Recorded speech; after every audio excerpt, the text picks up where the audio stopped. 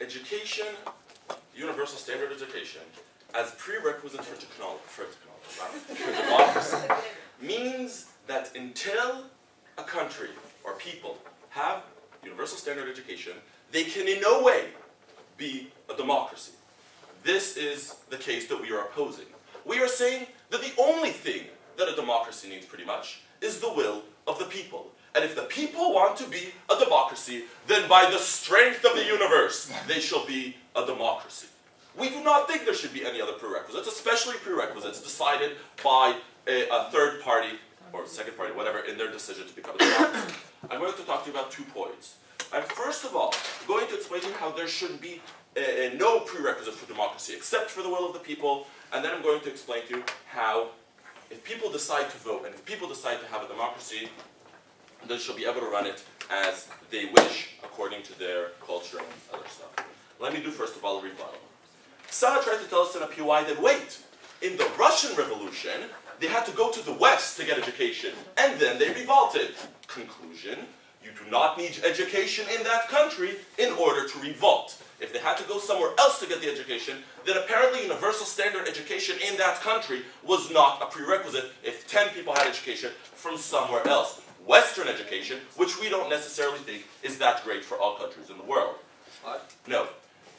And then first proposition, have this whole, they need all this stuff to be a democracy, so I'm going to name my rebuttal. I'm going to call it, I'm not another brick in the wall. And let me point out to you, because they did not manage to rebut Hadar's case, that we do not want drones that come out of the educational system right now. They're specifically not a prerequisite, because the people running education now are specifically people who do not teach you everything you need in order to be a democracy. They teach you what they need, what you need in order to be ruled by them. I'll prove that in a second.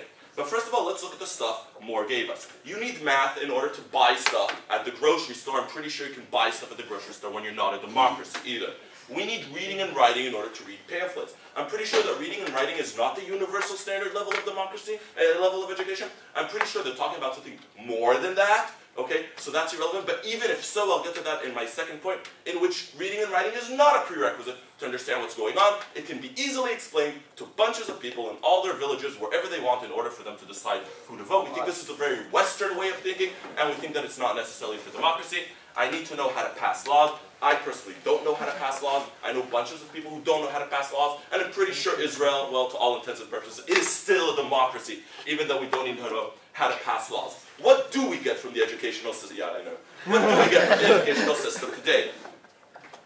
In a recent poll of youth in the educational system, we have that 83% of them think we should never lift the blockade from Gaza. 78% of them think we should never give back the Golan Heights for peace. 63% or so of them think we should never, ever evacuate the settlements. 38% of them don't even want to vote. By the way, 9% of them want to be teachers when they grow up, which I'm personally happy about as a teacher, but you know, that's kind of irrelevant for this debate. In other words, what we're saying is that what we have is a very specific type of thinking that gets us out of the educational system. The specific type of thinking that serves the people who are now controlling. Now let's look at this. If the people who are now controlling are not yet a democracy, since education is supposed to be a prerequisite in this debate, then they are specifically going to educate to non-democratic beliefs, to basic beliefs that only serve the country now in power. This will not help them become a democracy. Obviously today, people are revolting for democracy because of other things, like internet and stuff they saw from other places.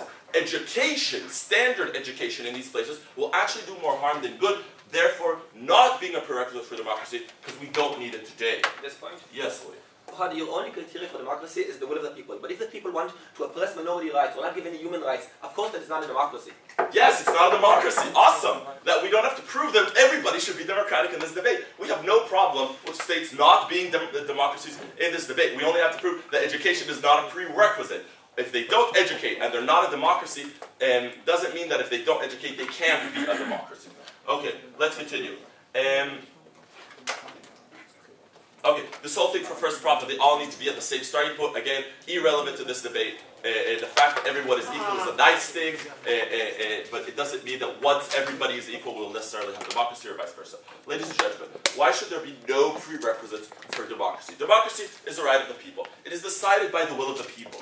it is an oxymoron to say that somebody else can bestow on me democracy. It is an oxymoron to say that there should be rules for bestowing on me democracy, except for the self-stated first proposition rule that people must vote. That's what they say, that they're defining democracy in this debate. In other words, once the people decide that they want a democracy, once the people result and make a democracy, once the people decide to vote for democracy, then inherently the people have decided that they are democracy. It is not only irrelevant if anybody else sees them as a democracy, it is a completely abhorrent way of thought to think that anybody else can decide whether I am what I state I am or not as a country. We think that not only does every country have the right to self-actualization, to decide what it wants, but we think every people should have the right to decide what they want without A, outside intervention, or B, outside prerequisites. If a country has decided that it wants to be a democracy with no education, like we see in Libya, like we see in Syria, like we see in a lot of places in the Arab Street today, then again, they shall be a democracy even though they do not have education. And just the Arab Street points proves our case that you do not necessarily need to have a standard level of democracy.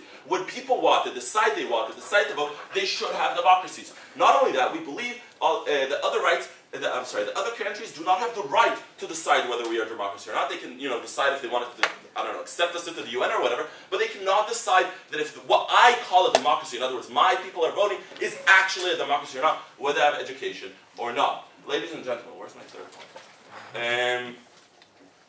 Okay, the second thing we want to say is that each country has their own culture and has their own reasons for choosing whatever they do. We do not think that they have to vote according to first proposition decision of what democracy should look like, that they should be able necessarily to read the pamphlets. We think that if a country is best served by, having town criers telling the villagers what to vote or about the parties, then that's fine. We think that if a country doesn't work as a specific Western democracy, but still the government is chosen by the will of the people and changes every few years, then it is still a democracy. Education is not needed for this. None of the things that first proposition told you are needed for this, because every country works a specific way. They do not necessarily need to sit in schools whatever hours a day, whatever hours a week, in order to get these things. Only a certain country knows what it needs and knows what to do with its kids. And if they do not need to be educated in schools, if they need to be work in the fields in order to know what government that country needs, therefore they can still be a democracy without it. We call it